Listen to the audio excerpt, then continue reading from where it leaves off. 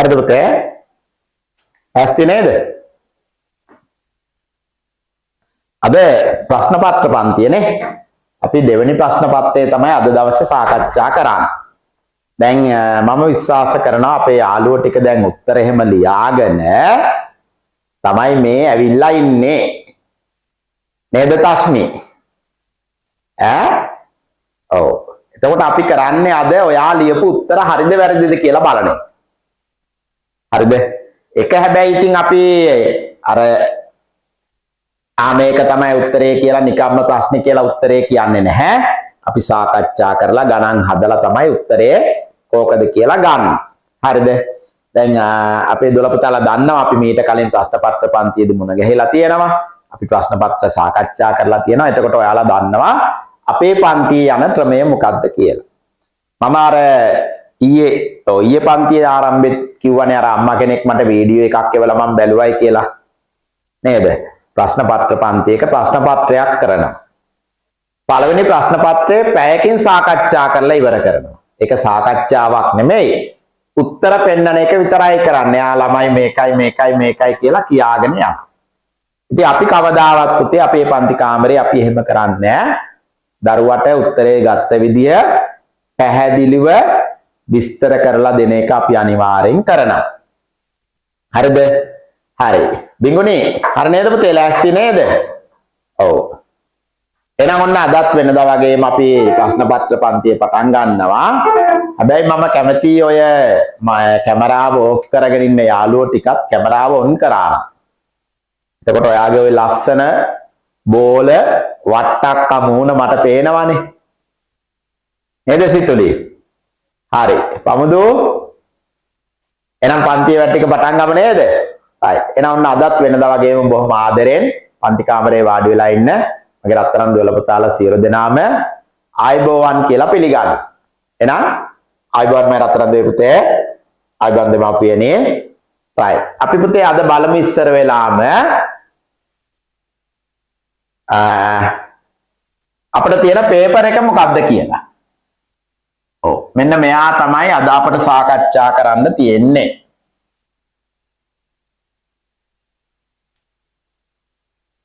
බලන්නකෝ.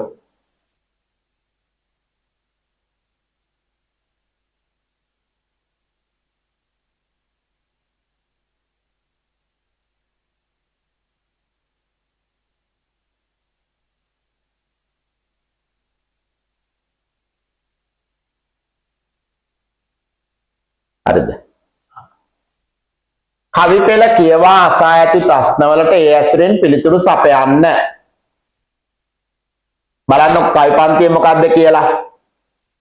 පලා පැහැය හැම කල්හිම රැඳී දිලෙන පොළවේ ඉවත දමන දඬුව උවද දලු ලා යලි පැලවි නිල් පලසක් එළුවාසේ රුහුණු රටේ වෙල්යායයි පිය ගැට පෙළ කැපුවාසේ උඩ රට පොඩි ලියදි පෙළයි. පැහැදිලිද? පලා පැහැය හැම කල්හිම රැඳී දිලෙන පොළොවේ ඉවත දමන දඬුව උවද දලු ලා යලි පැලවි නිල් පලසක් එළුවාසේ රුහුණු රටේ වෙල්යායයි පිය ගැට පෙළ කැපුවාසේ උඩ රට පොඩි ලියදි පෙළයි. ඔන්න ඔය කවි පන්තියෙන් තමයි අපෙන් ප්‍රශ්න අහන්නේ. right? දැන් බලන්න පළවෙනි ප්‍රශ්නේ මොකක්ද කියලා.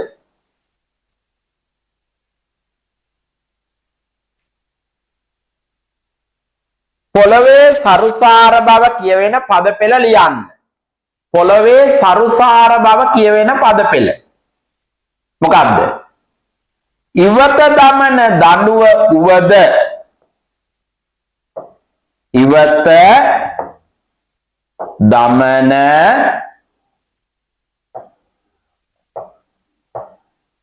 දඬුව උවද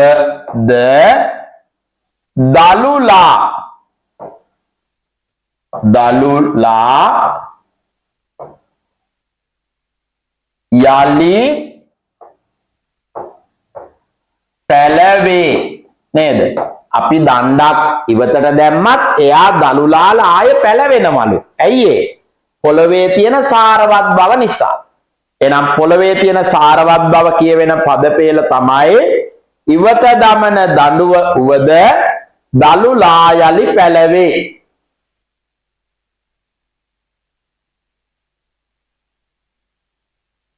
ඉවත දමන දඬුව උවද දළුලා යලි පැලවේ.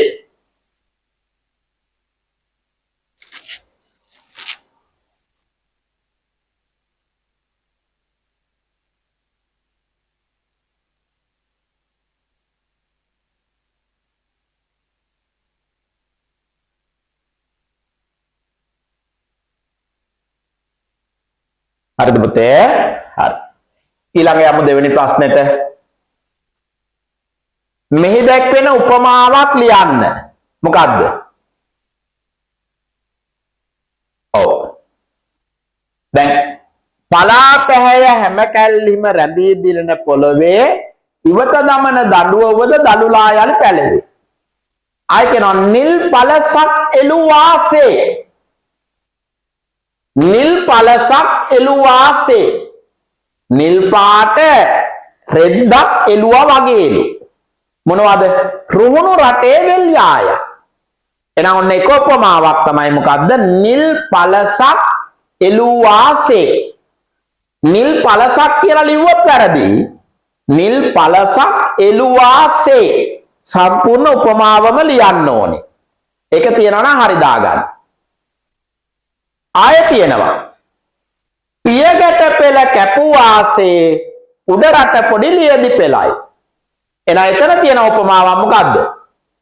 පියගැට පෙළ කැපුවාසේ. පියගැට පෙළ කියන්නේ පඩිපේලියක්.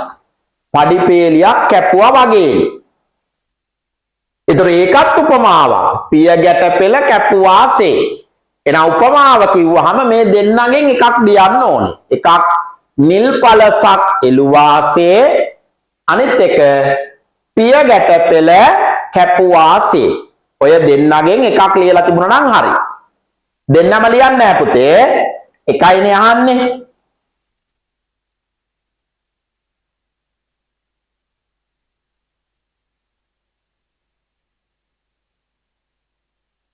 හරිද? හරි. ඊළඟ බලන්න.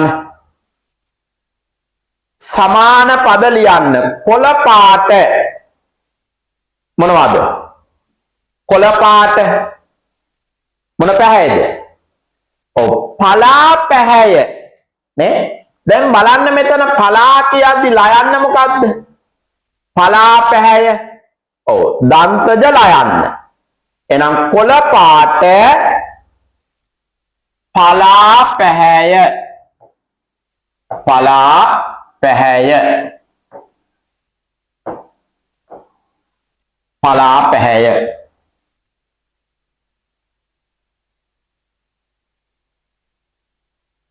ඊළඟට කුඹුරු. කුඹුරු මොනවද? ඔව් රුහුණු රටේ වෙල්යායයි. එහෙනම් කුඹුරු කියන එකට වෙල් කුඹුර වෙල කුඹුරු වෙල් බහුවචනනේ වෙල්. ඊළඟ පඩි පෙළ පිය ගැට පෙළ. පිය ගැට පෙළ පඩි පේලිය පිය ගැට පෙළ. right? පිය ගැට පෙළ.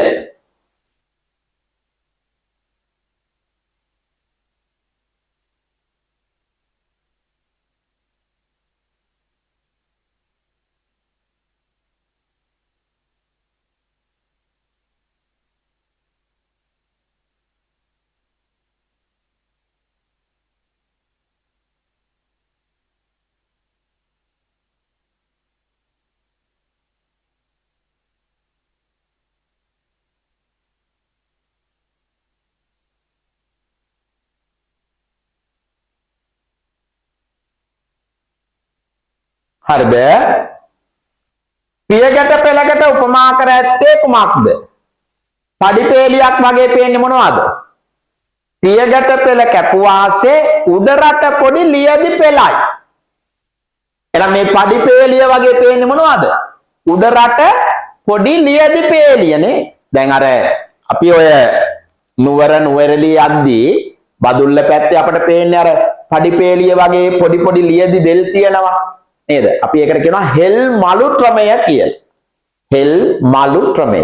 ඒකට තමයි කියන්නේ මේ පඩිපේලියක් වගේ. එහෙනම් පඩිපේලියකට සමාන කරලා තියෙන්නේ මොනවද? උඩරට පොඩි ලියදි පෙළ. උඩරට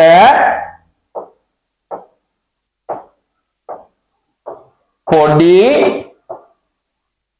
ලියදි පෙළ. උඩරට පොඩි ලියදි පෙළයිනේ. එහෙනම් උඩරට පොඩි ලියදි පෙළ. උඩරට පොඩි ලියදි පෙළයි. ඔව් ලියදි කියද්දි පුතේ දන්තජල යන්නේ ඈ. ලියදි.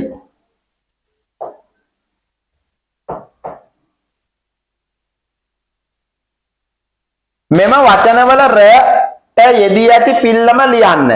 දැන් බලන්න රැඳි රෑ. රෑ කියද්දි පිල්ලම මොකද්ද? රෑ. රෑ ඈ ශබ්දය. එතකොට කෙටි ඇදය රෑ. කෙටි ඇදය නැත්නම් කෙටි ඇද පිල්ල. කෙටි ඇදය.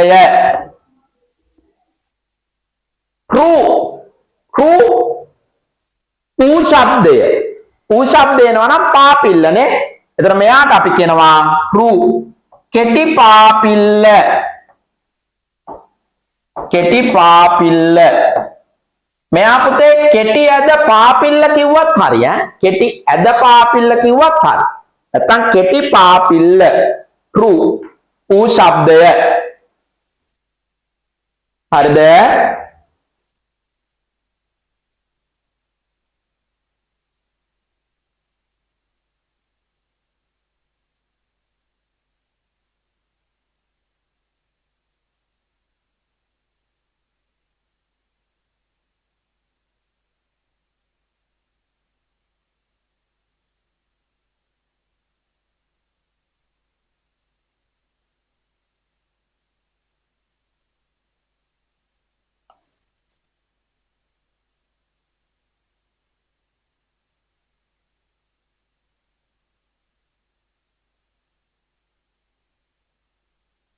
ඊළඟ බලන්න.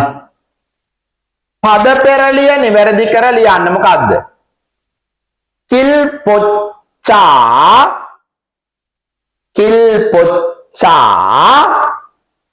කවුද? කොට්ටෝරුවද? නෑ. කිල් පොච්චා පොල් කිච්චා. පොල් කිච්චා. පොල් කිච්චා. right? හරි නම් හරි දාගන්න.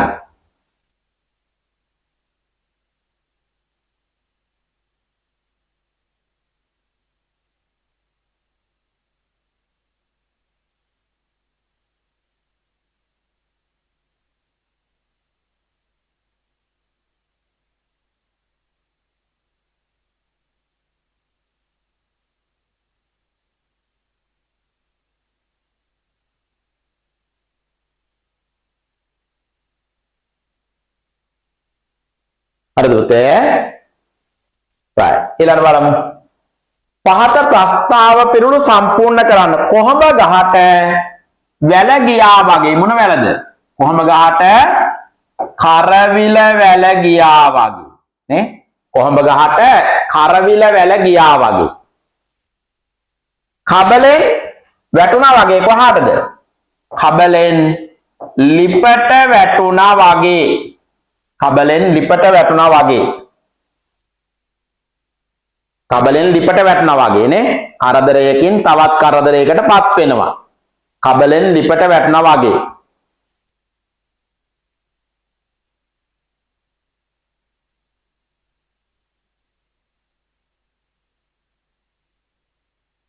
පහත වැකිය ලිඛිත බසට හරවා ලියන්න. මම සෙල්ලම් කළා.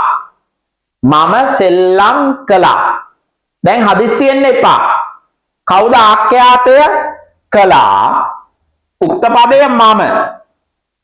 කළා කියද්දි අතීත කාලය පුතේ. නේ? කළා.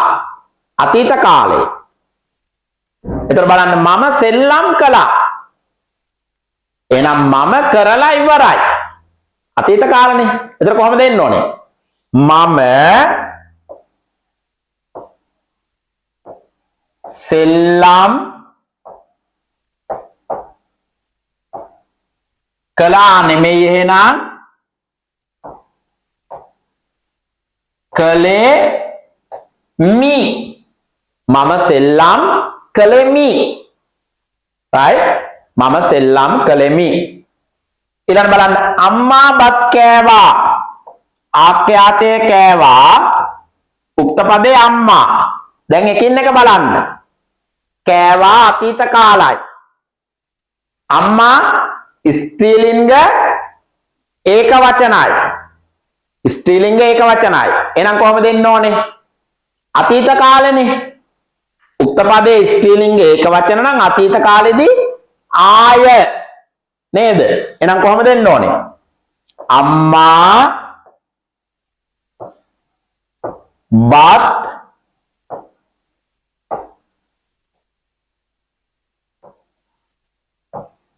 කෑවා ය. අම්මා බත් කෑවාය. අම්මා බත් කෑවාය.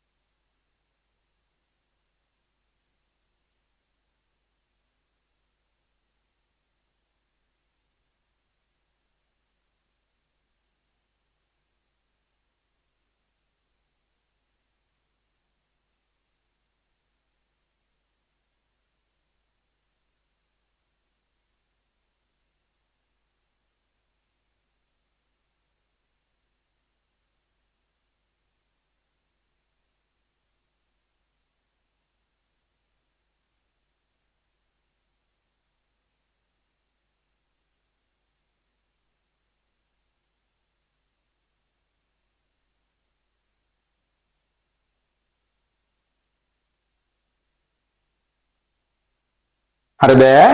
right. එහෙනම් අපි යමු ඊළඟට.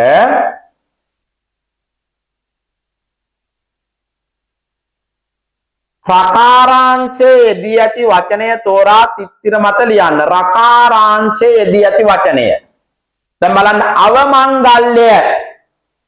එතන අලුත් තාලේ පිල්ලමක් තියෙනවා. අවමංගල්‍ය කියද්දි පුතේ මේ ලයන්නට පස්සේ එයා රකාරාංශය නෙමෙයි කවුද? මෙයාට අපි කියන්නේ යංශය කියලානේ. ද්‍රව්‍ය නේද? සත්‍ය එයාට කියන්නේ යංශය. ඊළඟ මෙතන ඖෂධ කියද්දි තියෙනවා එකක්. මෙහෙම දාන්නේ අපි. එයාට අපි කියනවා ගයනුකිත්ත කියලා. කවුද? ගයනුකිත්ත. ගෞරවය, පෞරාණික, රෞද්‍ර, මෞර්ය නේ ගයනුකිත්ත.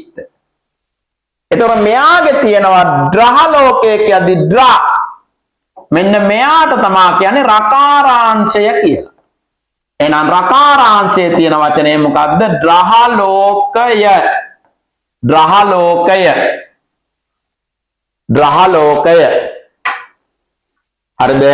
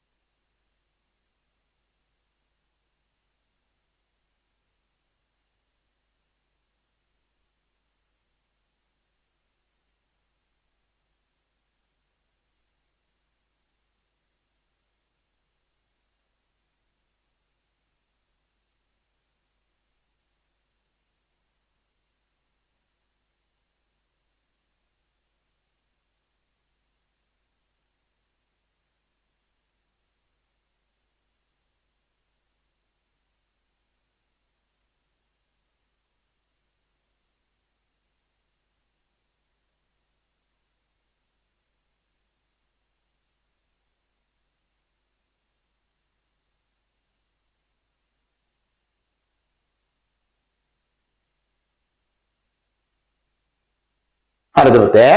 හරි. ඊළඟට බලන්න. පහත තුන් තේරවිල්ල තෝරන්න. මොකද්ද? ගජනාලය.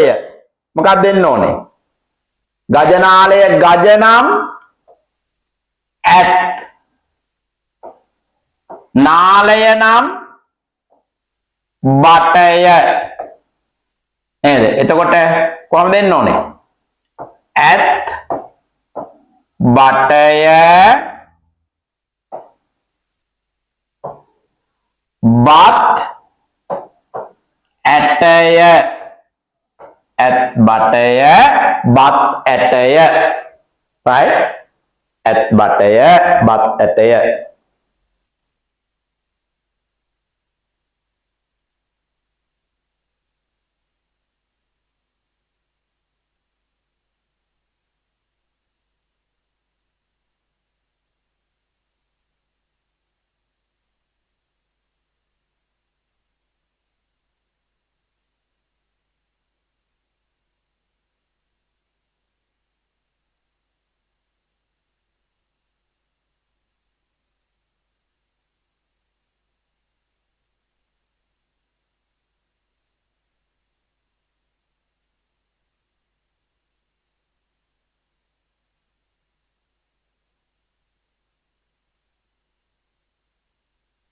ඊළඟ බලන්න.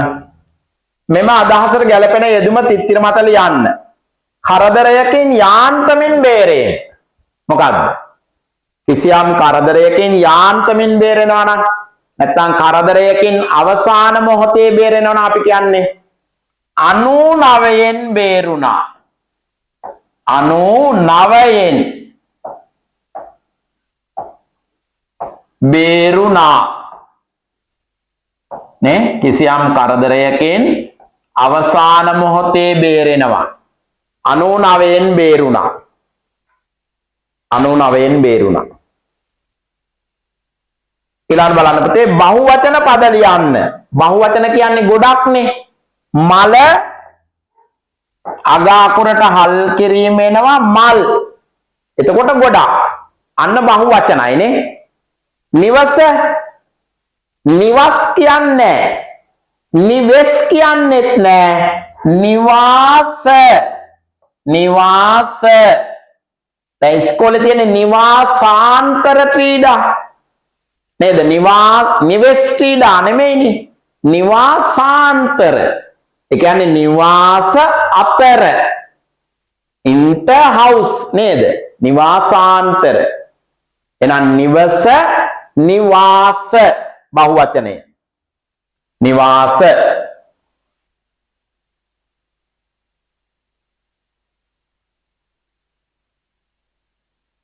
ඉරියන්නේ පදයට විරුද්ධ පදයේ යොදා වාක්‍ය නැවත ලියන්න. අයහපත් කාලගුණික තත්ත්වය මේ වන විට පහව ගොස් තිබුණි. එහෙනම් විරුද්ධ පදය ලියන්න අයහපත් නම් යහපත්. යහපත් ඊට පස්සේ ලියන්න ඕනේ. මේ ටිකම ලියන්න ඕනේ. කාලගුණික තත්ත්වය මේ වන විට පහව ගොස් තිබුණි.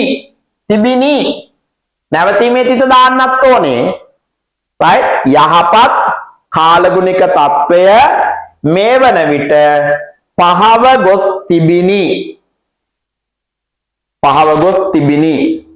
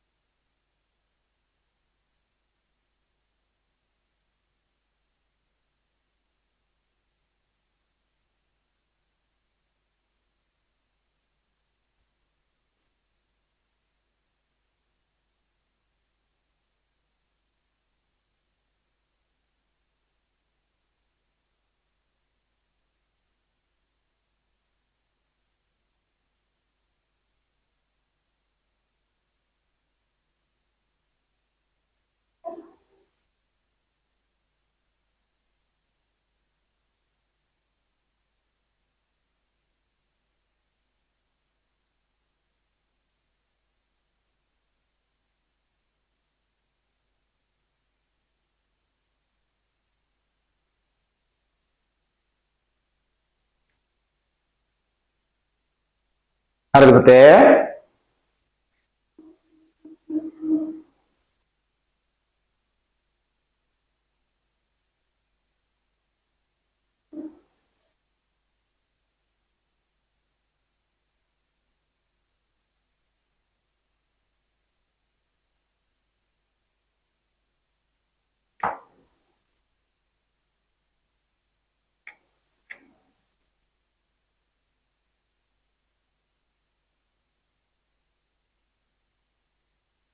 හරි බලමු. අපි පාසල් වත්තේ ඇති දිරණ ද්‍රව්‍ය වර්ග කරමු.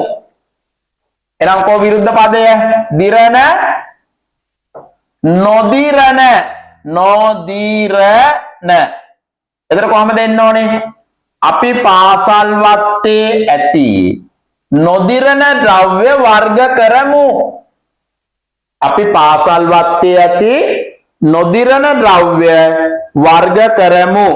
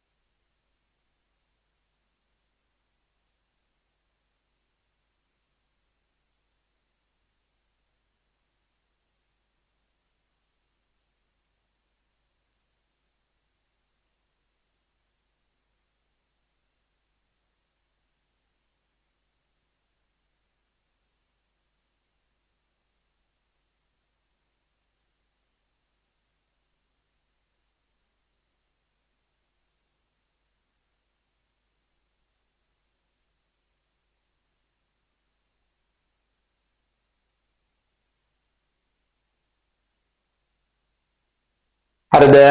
හරි. බලන්නකෝ ඊළඟට. මෙය පෞද්ගලික ලිපියක ආකෘතියකි. මෙය පෞද්ගලික ලිපියක ආකෘතියකි. ආශිර්වාදයට හා ආමන්ත්‍රණයට යොදා ඇති ඉංග්‍රීසි අක්ෂර ලියන්න. ආශිර්වාදයට සහ ආමන්ත්‍රණයට යොදා ඇති ඉංග්‍රීසි අක්ෂර ලියන්න. right. දැන් පුතේ පෞද්ගලික ලිපියක් නේ තියෙන්නේ. ඒතර කොහමද සැලැස්ම එන්න ඕනේ?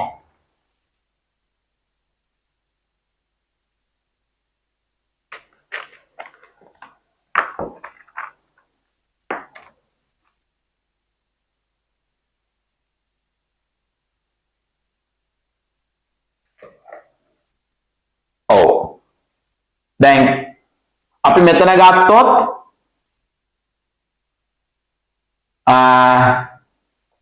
දිනය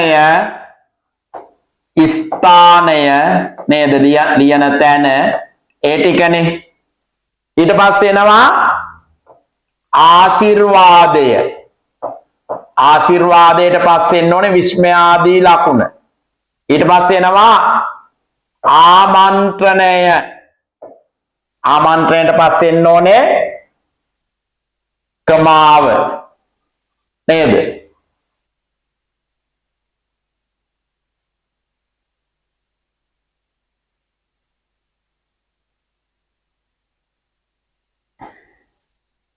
මේ E කියන්නේ කරුණු. ඊට පස්සේ F කියන්නේ අවසානයනේ. එහෙනම් ආශිර්වාදය කියන්නේ C. ආමන්ත්‍රණය කියන්නේ D. ඉංග්‍රීසි අකුරු දෙකයි ලියන්න ඕනේ. ආශිර්වාදය තියෙන්නේ C කියන තැන, ආමන්ත්‍රණය තියෙන්නේ D කියන තැන.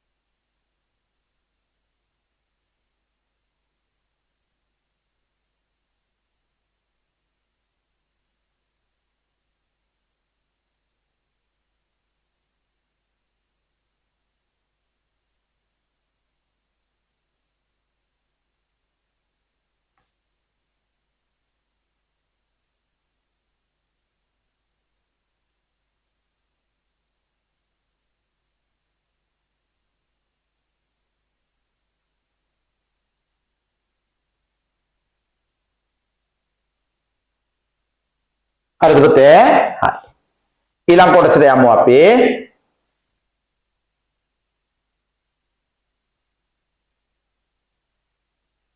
බලන්න. පහත රූපයට ගැලපෙන ඉංග්‍රීසි වචනය ලියන්න. පහත රූපයට ගැලපෙන ඉංග්‍රීසි වචනය ලියන්න. මොකද්ද මේ තියෙන්නේ පළවෙනි එක?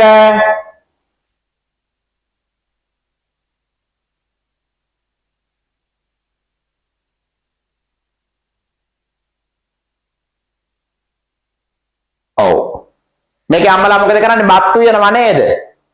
rice cooker. rice cooker කොහොමද ලියන්නේ? R I C E rice cooker. C double O K E R rice cooker. ලියාගන්න.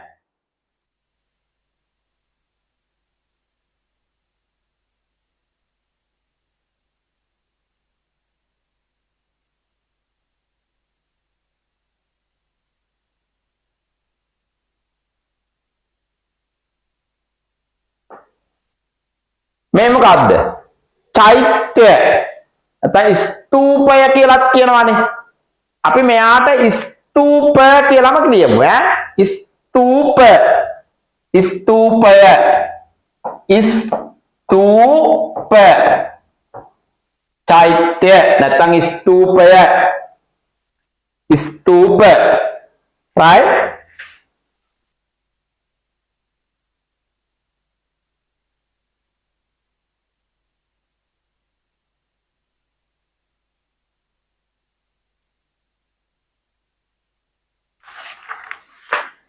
හරි. සුදුසු වචන තෝරා ස්තැන් පුරවන්න. He famous. He are the he is the. He ඔහු ඒක වචනයි. එහෙනම් ආවෙන්න බෑ. Is he is famous. නේ. ඔහු ප්‍රසිද්ධයි. නැත්නම් ඔහු ජනප්‍රියයි. He is. I am going the go the. I am going to the mosque. Masjidය. I am go නෙමෙයි going ing එනවනේ. I am going G-O-I-N-G.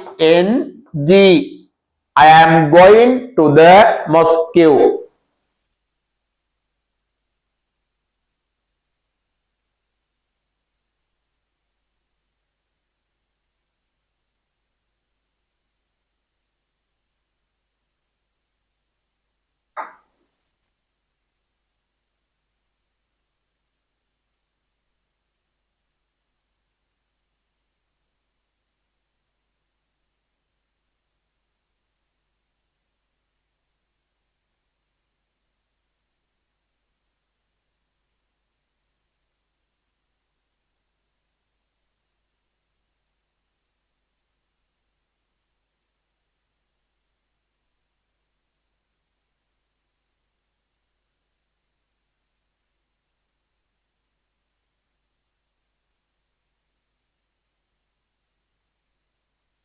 හරිද?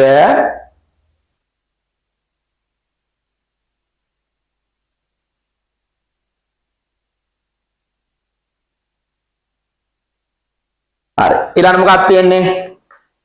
රූපයට ගැලපෙන දෙමළ වචනය ලියන්න. රූපයට ගැලපෙන දෙමළ වචනය ලියන්න. මොකද්ද පළවෙනි රූපේ තියෙන්නේ පුතේ? අඹ.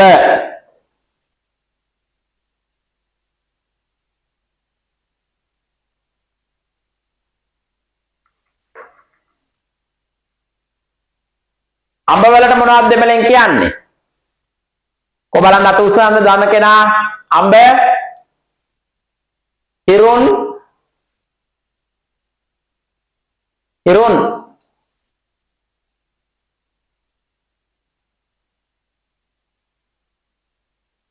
දිහෙන්,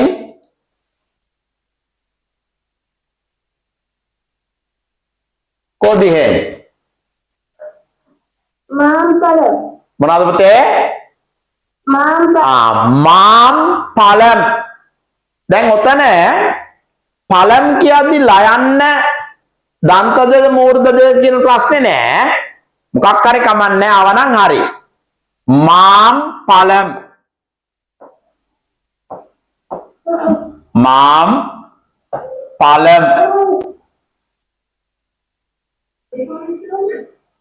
හරිද? right.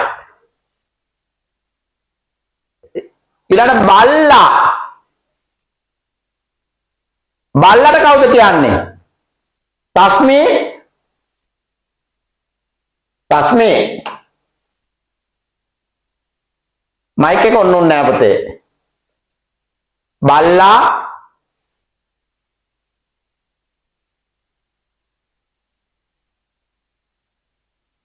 උවින්දි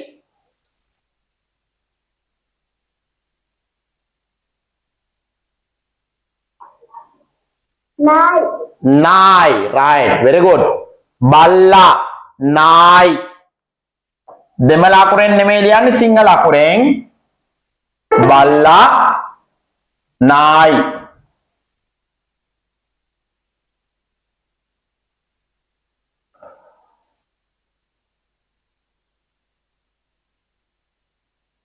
විනාඩියක් දෙන්න.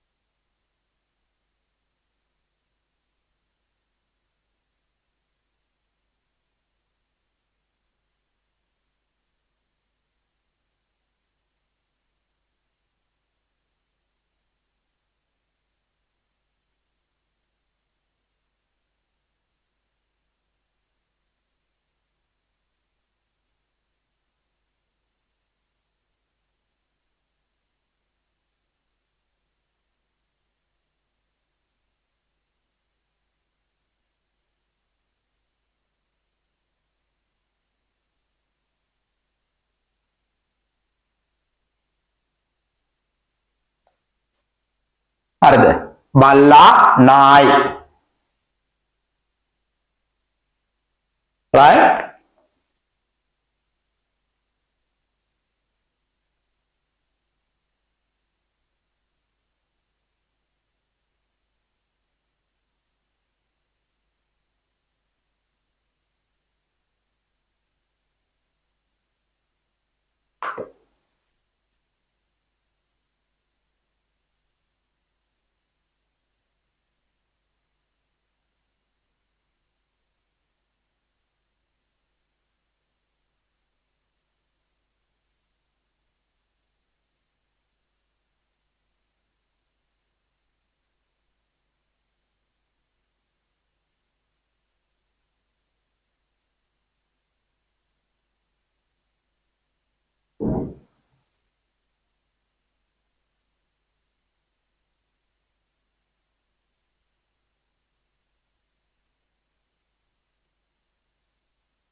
හරිද පුතේ? බල්ලා නායි නේ එහෙමයි එන්න ඕනේ. ඊළඟ බලන්න. උංගල් වයදු එත්තනේ. උංගල් වයදු එත්තනේ. එත්තනේ කියන්නේ කීයද? උංගල් ඔයාගේ වයදු වයස. එහෙනම් ඔයාගේ වයස කීයද?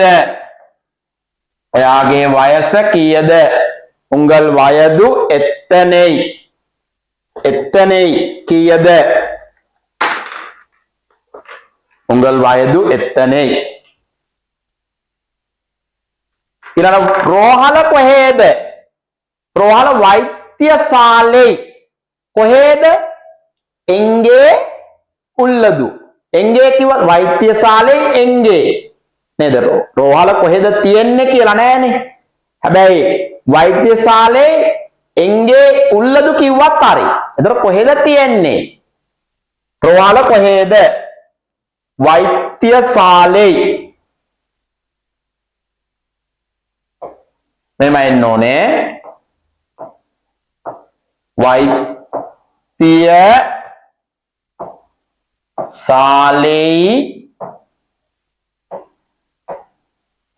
එන්ගේ කියලා තිබුණත් හරි එන්ගේ උල්ලදු කොහෙද තියෙන්නේ? වෛද්‍යශාලේ එන්ගේ උල්ලදු එහෙම තිබුණත් හරි.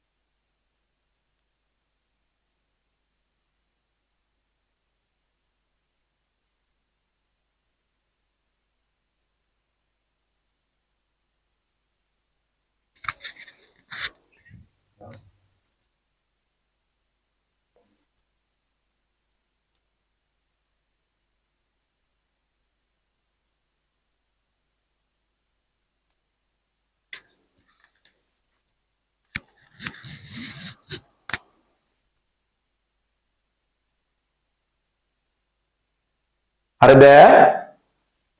right. ඊළඟ බලමු.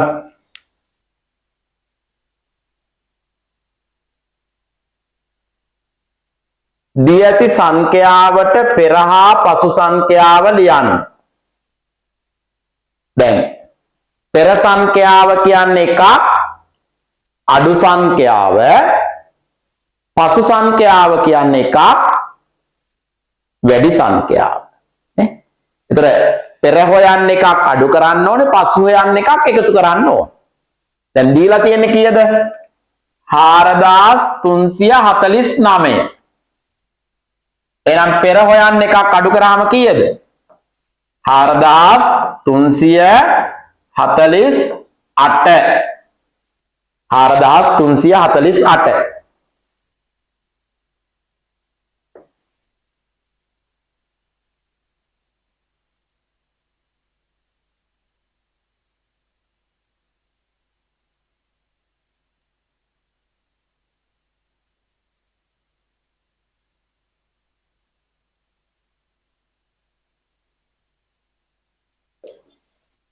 එහෙනම් පසු හොයන්න එකක් එකතු කරනවා අපි මෙයාට කීයද පුතේ එතකොට 4350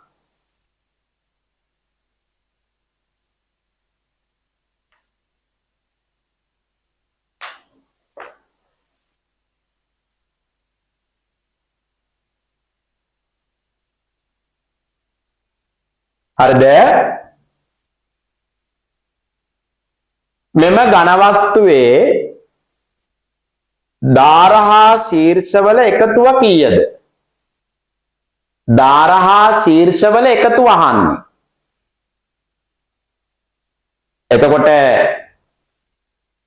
දාර ගාන වෙනම ලියලා හරියන්නේත් නැහැ. ශීර්ෂ ගාන වෙනම ලියලා හරියන්නේත් නැහැ මේ.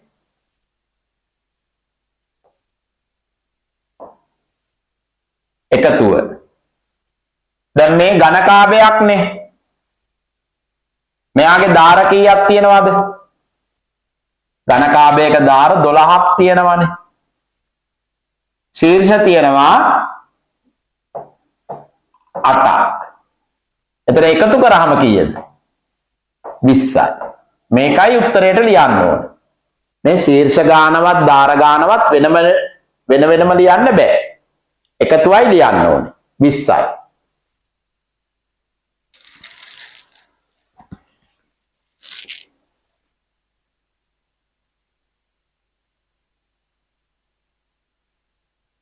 හරිද?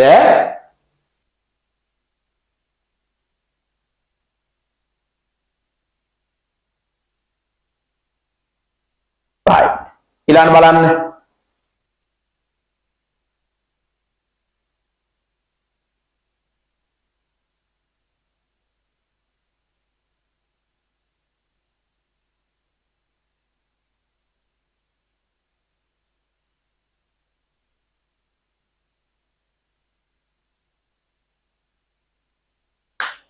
මල් පෝච්චියේ මිල නෝට්ටු දෙකකින් සහ කාසියකින් ගෙවන ආකාරය ලියන්න.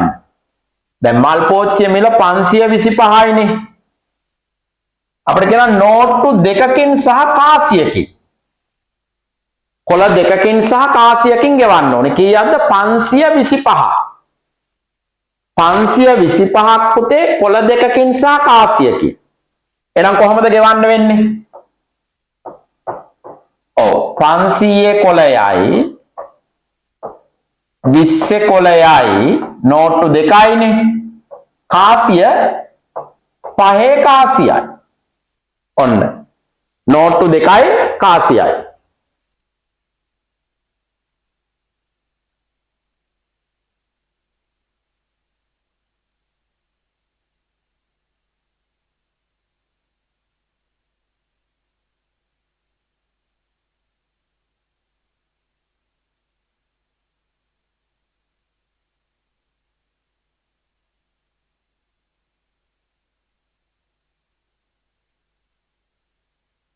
හරිද? right.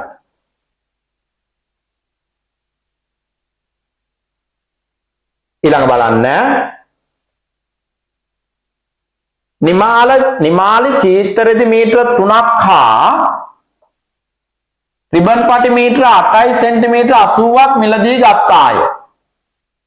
ඇය මිලදීගත් ද්‍රව්‍යවල මුළු දිග දැන් චීත්තරෙදි මීටර කීයද ගත්තේ? 3යි. ඔන්න චීත්තරෙදි මීටර 3යි. රිබන් පටි ගත්තා මීටර 8යි සෙන්ටිමීටර 80ක්. දැන් මේ දෙන්නගේ මුළු දිගනේ අහන්නේ. එතකොට මේ දෙන්න එකතු කරන්න ඕනේ නේ. සෙන්ටිමීටර 80ට සෙන්ටිමීටර පැත්තේ නෑනේ. එතකොට සෙන්ටිමීටර 80යි 8යි 3යි 11යි. එහෙනම් මීටර 11යි සෙන්ටිමීටර 80ක් දිගයි. ඒකකය ලියන්න ඕනේ මීටර 11යි සෙන්ටිමීටර 80යි. හරිද? හරිනම් හරි දාගමු.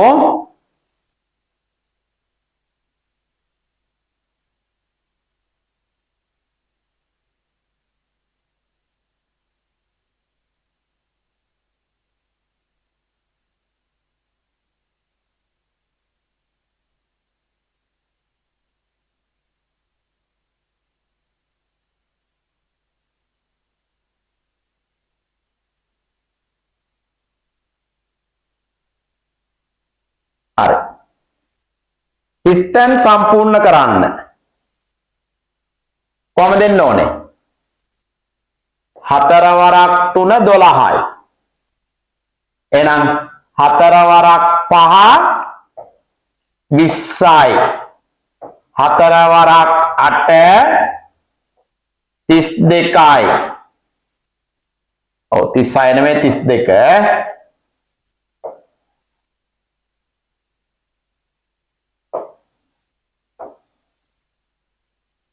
right?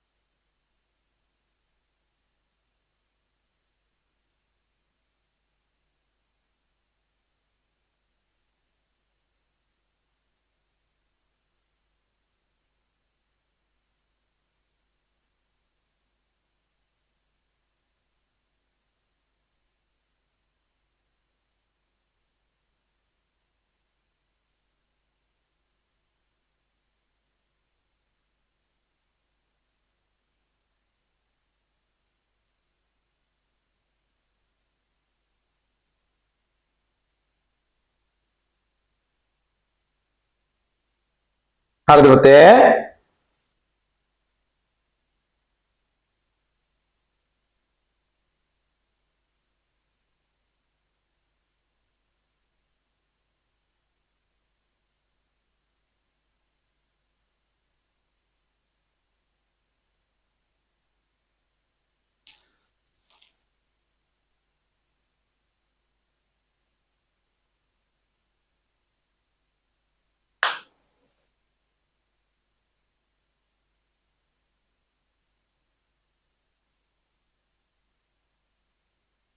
මෙහි සමමිතික රේඛා සියල්ලම අඳින්න.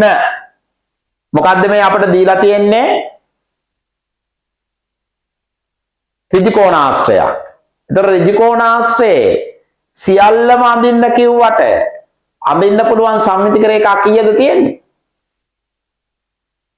4ක් නැහැ. 4ක් තියෙන සමචතුරාශ්‍රයේ. ත්‍රිකෝණාශ්‍රයේ තියෙන 2යි. එකක් තමයි අපිට මෙහෙම සිරස්ව අඳින්න පුළුවන්. අනිත් එක මෙහෙම තිරස්ව අඳින්න පුළුවන්. ඔන්න සම්මිතික රේඛා දෙක.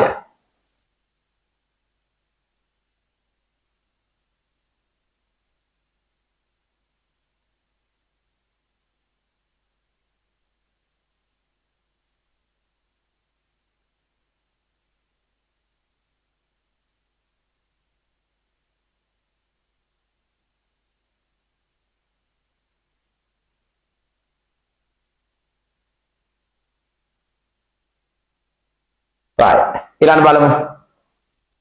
මෙයට ගැළපෙන පිළිතුර හින්දු අරාබි ඉලක්කමෙන් ලියන්න. මෙයාගේ උත්තරේ. දැන් 5 එකතු කිරීම 9නේ. එතකොට 5යි 9යි එකතු කරාම 14යිනේ. එහෙනම් 14 හින්දු අරාබි ඉලක්කමෙන් ලියන්න ඕනේ කොහමද? 10යි 4යිනේ. එහෙනම් x i b ඉස්සල්ලා පුතේ මෙහෙම හින්දු අරාබි ඉලක්කමෙන් ලියන්න තියෙන්නේ රෝම සංඛ්‍යා වලින් නෙමෙයි. හරි? හින්දු අරාබි ඉලක්කමෙන්නේ. එතකොට හින්දු අරාබි ඉලක්කමෙන් ලිව්වොත් 14. මෙයයි උත්තරය ඈ. රෝම සංඛ්‍යා වලින් නෙමෙයි ලියන්න තියෙන්නේ හින්දු අරාබි ඉලක්කමෙන්. 14.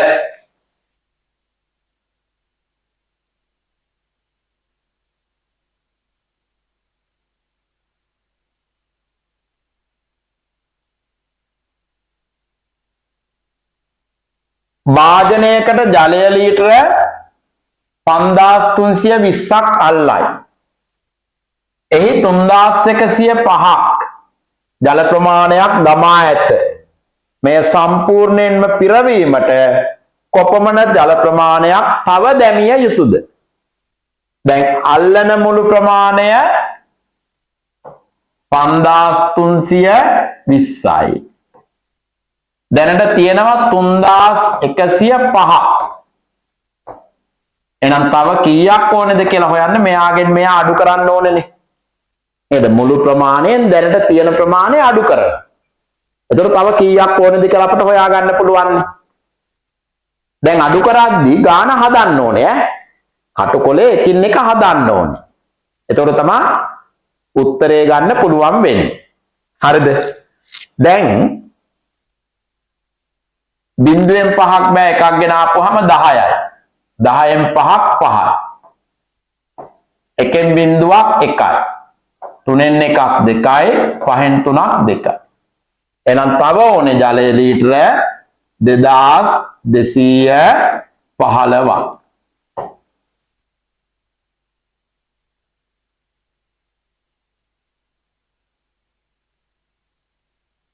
පොත් 216ක් ළමුන් 4 දෙනෙකු අතර බෙදා දුන් විට 216ක් 4 දෙනෙක් අතර බෙදන්න. 2ට 4 ඒවා නෑ පුතේ 21ට 4 ඒවා 5යිනේ. ඔන්න 5 4ක් අතර 20යිනේ. 21න් 20ක් අඩු කරාම එකක් ඉතුරුයි 6 ගේනවා. 16ට 4 ඒවා 4යි. 4 වරක් අතර 16යි. එහෙනම් කී දෙනෙක් අතර බෙදන්න පුළුවන්ද? 54 දෙනෙක් අතර. 54 දෙනෙක් අතරේ.